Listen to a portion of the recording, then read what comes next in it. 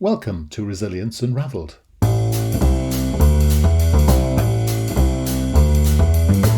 Hi everybody and welcome to Resilience Unraveled, a podcast that examines all aspects of personal and organisational resilience.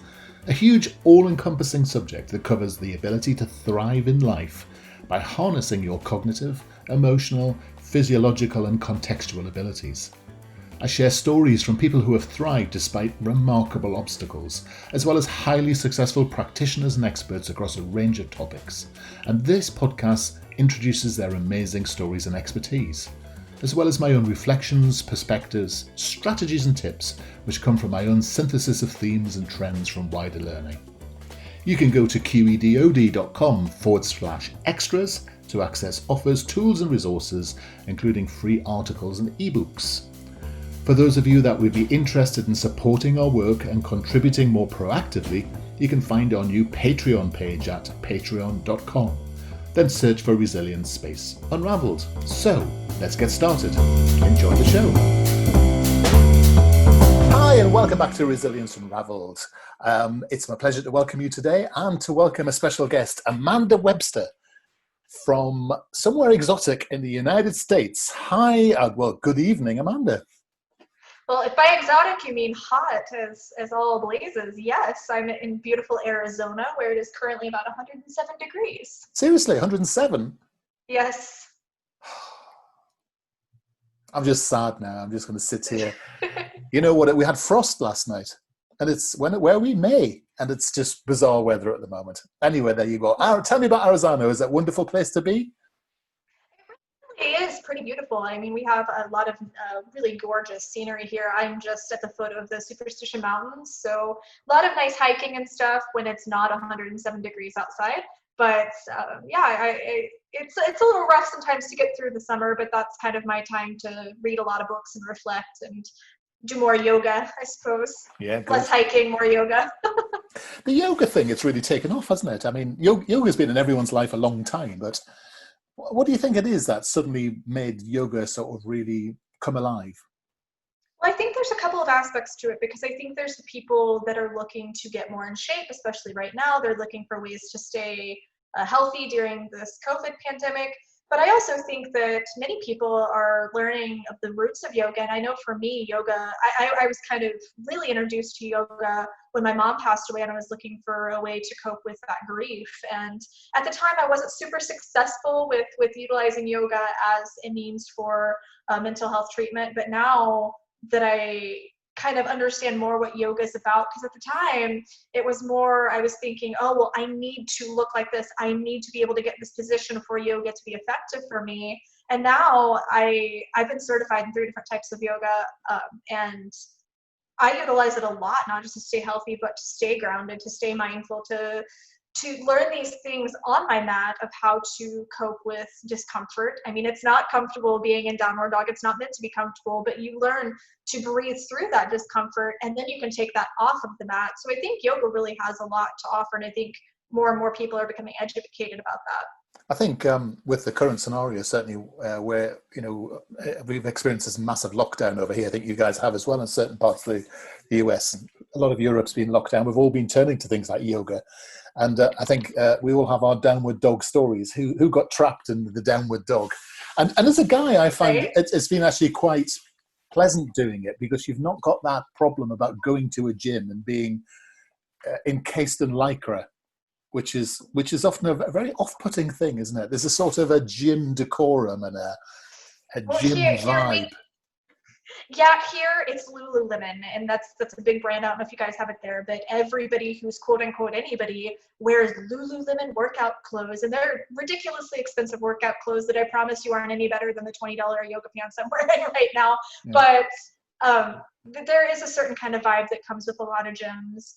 For me, when I do go to the gym, I do think it has its place, and I'm not gonna lie, I miss the gym right now. I love just going, putting on my little kitty headphones, and I watch video games in French. I'll watch video game walkthroughs in French because I've been learning French for the past couple of years, and it's a great way to get my language learning in. But I think it has its place as long as you kind of disconnect from that culture, as long as you don't let other people tell you what it is your goals are, what you should look like, or what you should be doing. When I go to the gym, I literally put my headphones on, get on the treadmill, go do my weights, and leave. Like, I don't look at other people. I don't take it as a time to compare myself. Am I running as fast as that person, or do I look like this person? That's not what the gym's for. The gym for me is just kind of a playground that I go to a few times a week when it's available and we're not all in the middle of the global pandemic, Right. to kind of just really run it out.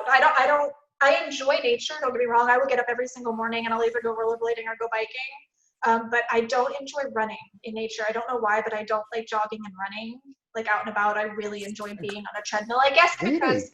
I can watch. But being in nature is so good for you. I mean, our mental health is improved by being in the nature, in the world of nature. Anyway, before we get into an argument, I actually haven't introduced you yet. So, No, I totally agree with you. we've just got going and we've just got chatting. So, first of all, how did it, Amanda? Tell me how, what do you describe yourself as? What is it you do? Well, there's so many layers to that. My Just the label is superficial. actually, yes, the superficial label is I'm a certified mind body wellness coach and a certified yoga instructor. So what that means is I work with my clients on bridging the gap between mental and physical health, because a lot of people think, okay, well, you have to go to this person for your mental health needs, and then you have to go to this person for your physical health needs, and then you have to go here for this. And really, there's a lot of things that you can do in your life without going anywhere for that matter that will help in all of those aspects, physically and mentally. So I teach people how they can be as high as possible on their own personal, what I call happiness spectrum, without really needing to go anywhere. Yeah. Okay, and how did you get in this sort of world? People have all sorts of different ways of accessing this place, but where did you start? How did you get into this particular line of work or line of life? Well, there are so many different steps to getting where I am right now. I majored in, as my mind body wellness coach, I majored as mind body wellness coach back in 2011. And for me at the time, it was just, I was looking for something to do. I didn't really know what I wanted to do with my life. It was a few years after my mom had passed away, and I was still kind of trying to find myself and learn myself. And I liked the aspect of being more natural, because I'd been guinea pigged a lot in the mental health realm through my life. I'd been through a lot of therapists, through a lot of medications, and they did not have good effects with me. It did not work well for me. And I kind of wanted to learn more. My schooling initially was really, I wanted to learn more about these things for myself. And my specialty was holistic nutrition, because I really wanted to learn more about the connection between what we eat and how that affects us. I grew up in steak and potato country, Missouri. I grew up as having a mom who was a general manager at McDonald's. I don't think I ever ate a vegetable. Everything came out of boxes or, little plastic lunchable containers.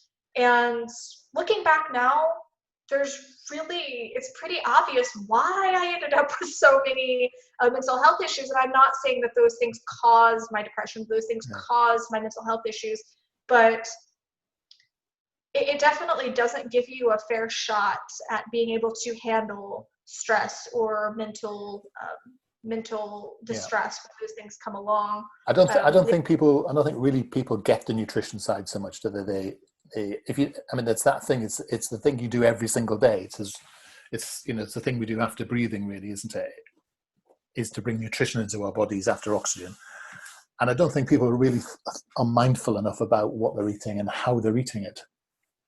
I know that was true for me. And even after my schooling, I still don't think I particularly had a great relationship with food, because the schooling had really pushed, eat organic, don't eat processed food. And that's great. But for me, I was like, okay, well, this cupcake is gluten-free and organic, so doesn't that mean it's healthy? I still don't think I truly had a firm grasp on reality, even with all this schooling and these things that were telling me why these things weren't healthy.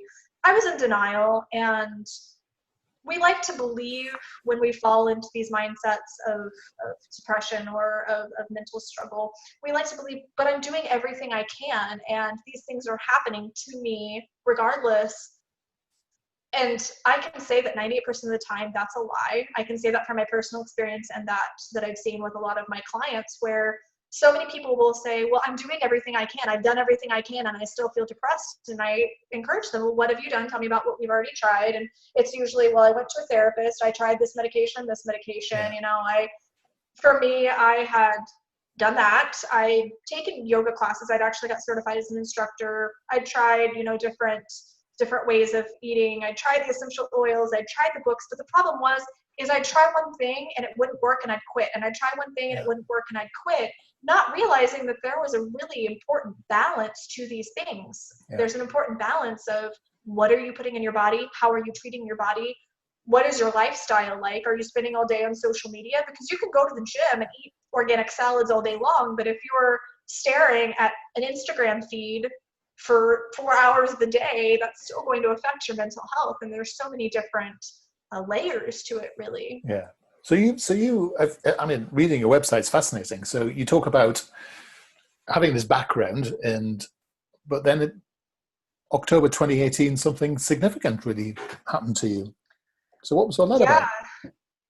So I think what truly happened is that I had not dealt with the trauma of losing my parents at a young age. I was sexually assaulted when I was 16.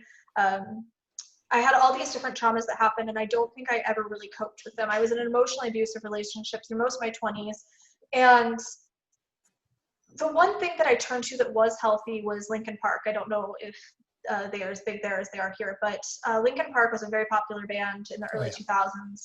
Yeah. And I found them when I was 16, actually, just before my sexual assault was when I was first introduced to the band. And the night that happened, I remember laying in the shower, you know, the one thing they tell you not to do if you're sexually assaulted. But I remember laying in the shower, listening to the music, and it just connected to me so much, and it felt so much like my theme song that throughout my life, that was what I would turn to when things got really dark. Like when my mom passed away, I was 22. I had no idea what to do. Like I just felt like suddenly I was thrust into this adult world all by myself. I didn't really have anybody. I was in a new city, completely alone, no money. And I just remember singing the same song to myself for 3 days just to try and deal with that stress. So when the lead singer took his life, I feel like all of a sudden that was the catalyst that all of a sudden all that trauma hit me all at once. All this unresolved trauma of losing my parents in my early 20s, of sexual assault and everything hit me. And suddenly I didn't know how to cope. Like I had no idea. Suddenly I felt like I didn't have my security blanket of this band, and everything just fell apart. Yeah. So in October 2018, I ended up on the ledge of a Canadian hotel room ready to take my life. Okay. And so what happened?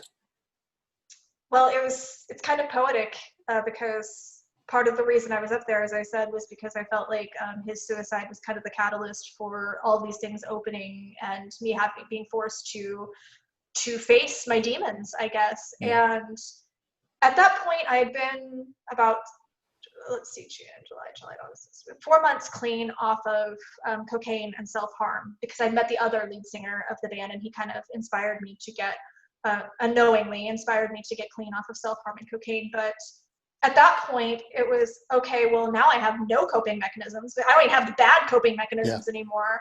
And I found myself on that ledge, and right outside my door at that exact moment, a Linkin Park song turned on. And it was so crazy because the entire 3 days I'd been in this hotel, there was nothing. There was no people. There was no music. I didn't even know there was a cleaning crew. I never saw hide nor hair of anyone. When you showed up at this place, you had to ring in the receptionist. The receptionist did not stay at a desk. Like they had to be kind of called in. So it was a very interesting setup, and just for that song to have turned on at that exact moment in a French-speaking province, no less. Like this isn't even in America where you'd think that these songs would be playing, but that was kind of my wake-up call that it wasn't my time. I needed to do something, and like I said, I'd convinced myself that I'd done everything.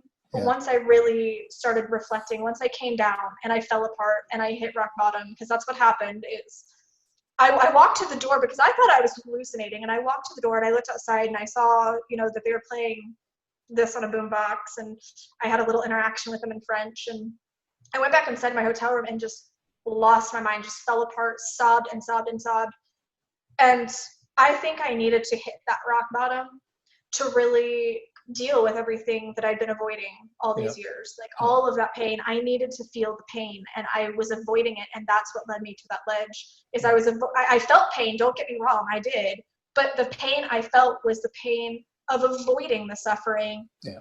of avoiding, the not the suffering, but avoiding the emotions that came with the events. So I firmly believe, and this is really big in Buddhism, but I firmly believe that it isn't the event that causes the suffering. When my mom died, of course, I would have been sad, as I should have been. She was my mother, and I loved her, and I had every right to be sad. But the actual suffering came from me trying to avoid that sadness, from me trying to pick up my pieces and say, no, I'm okay, I need to be okay. I didn't need to be okay. I needed to grieve my mother, and once I really just allowed myself to feel all of those feelings and get them out, then I could start picking up my pieces and saying, what do I need to do to really get healthy? Because I've struggled with mental health problems my whole life. As far back as I can remember, I'd always had some kind of anxiety or mental health problems. Depression, very deep depression. I was in and out of therapy since probably fourth or fifth grade. And I was always told that it's something I would always deal with, that I'd always deal with depression. I'd never really live a happy life. Who wants to hear that?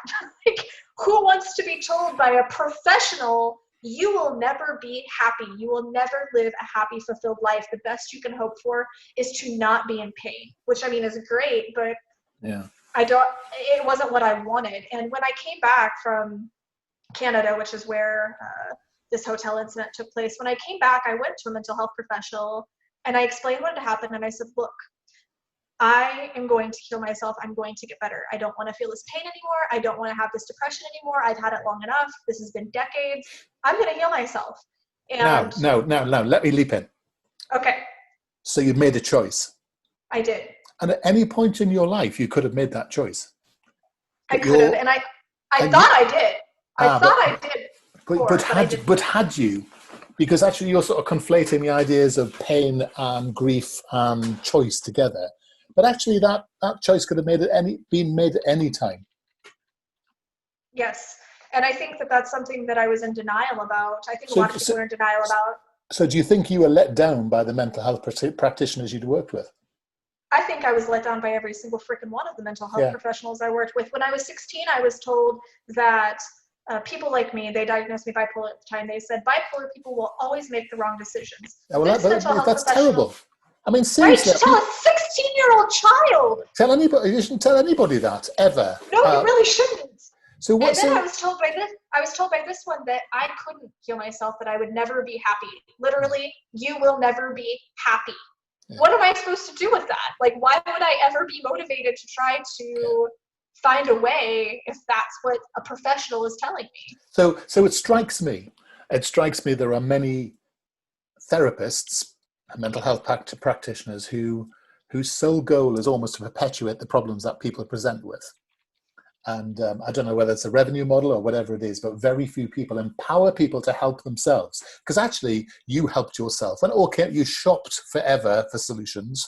Effectively, that's what you're doing. You're sort of like a butterfly, bouncing off different pollen things. Yeah, I'll have one of these, I'll have one of these. But fundamentally, the thing that solved you or saved you is, and I hear this for a lot of people who've had suicide ideation or have actually attempted it, it comes to a point where you actually just make a choice. And that's the bit where your life turns. And it sounds like that was the situation for you. So you talked about the pain being the thing that allowed you to make the choice. But for people who don't necessarily want to get all the way down to that, where you got to, how do you make that choice? How do you make those choices earlier?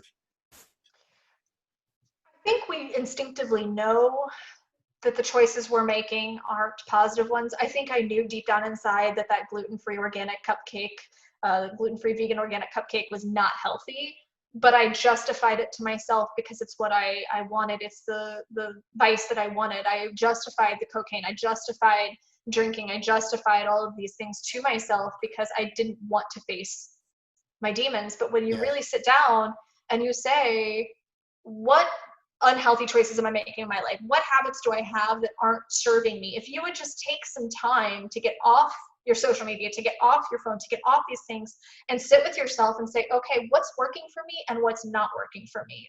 And really dial down, like really crack down on the things that are working, give yourself more time to enjoy these hobbies and these practices, but what you're and start eliminating the things that aren't. Yeah, but what you're talking about there is it's fine, but that's all the ephemeral stuff, isn't it? The thing, what you said was the choice bit. What you were just talking about there was the distraction piece. I mean, we spend a lot of our times distracting ourselves from making the real big choices. And which you're saying now, actually, with the cupcake's a great point, isn't it? You sort of knew. But I wonder whether people sort of know, but they don't know how. They don't know how to make that choice. And it's almost the pain thing was the point. You got and we talked about the Buddhist thing, you got some sort of enlightenment from the pain. Some people get enlightenment from meditation. Some people get... It's funny how those two things, Nelly, always seem to come together when you talk about this sort of subject. Yeah, it really is. I think there's so much interconnectedness there. And I mean, everybody's point is different. Some people have to hit rock bottom. Some people really just wake up one day and say, I hate this. I don't like my life. If you are waking up in the morning and saying, ugh, another day, that's probably a pretty good indication that something needs to change. Because I so agree. And I think having that sort of audit point in your life is the thing, isn't it? I mean, why don't we just listen to ourselves? Yeah, I think checking in with yourself is the most important thing that you can do. And I still do it, regularly, at least a few times a week. I'll check in and say, okay, what was really working for me this week and what wasn't? And so you actually consciously review now, do you? Well, because you never mentioned that when you were being distracted and pushing things and shopping for excitement. And now you're saying actually that you really consciously check in with yourself. Some people journal, don't they? Some people review, as you say, but you think that's an important part of the process. Yeah, I think that's completely a huge part of the process, if not like the biggest part, really. So you're coaching yourself. Yeah, and that's the biggest misconception people have about coaches, life coaches and whatnot, and the things that I do, is I'm not telling you what you need to do. I'm asking questions and helping you figure it out for yourself, because it's going to be different.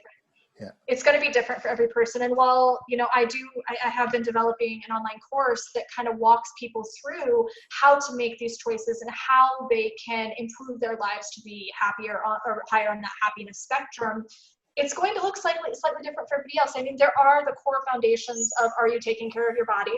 Are you taking care of its needs? But then there's a lot of other things of, how do you know what to eliminate? How do you know what to add? How do you know how to really build a healthy lifestyle? Because so often nowadays, people will either push the fitness aspect, or they'll push the health aspect, the nutrition aspect, or they'll push the medication therapy aspect. And there are so many more aspects to really balancing physical and mental health and a healthy lifestyle than just, are you eating healthy? Are you working out?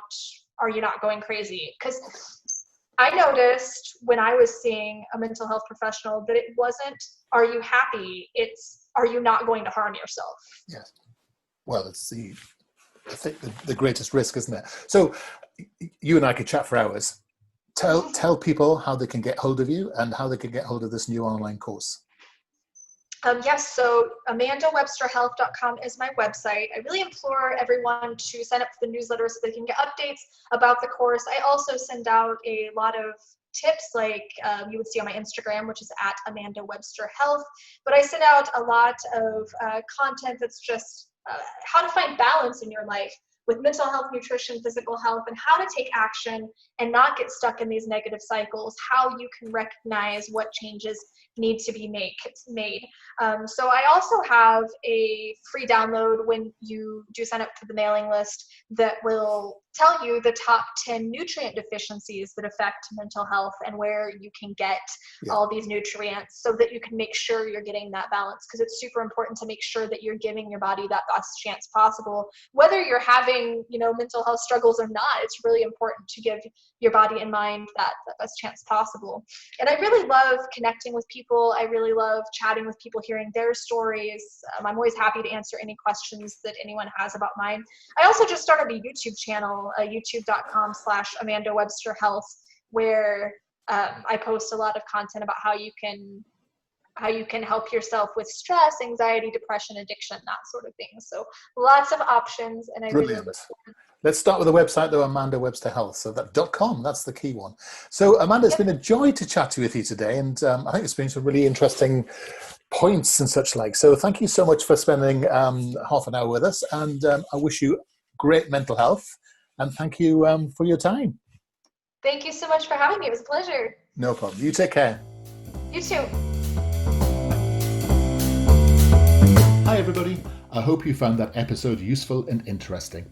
Feedback is always welcomed, and if you are in the mood to subscribe to us or even leave a comment on iTunes or Stitcher, that would be amazing. If you want to suggest ideas or even people you would like me to interview, then reach out to us at qedod.com/contact.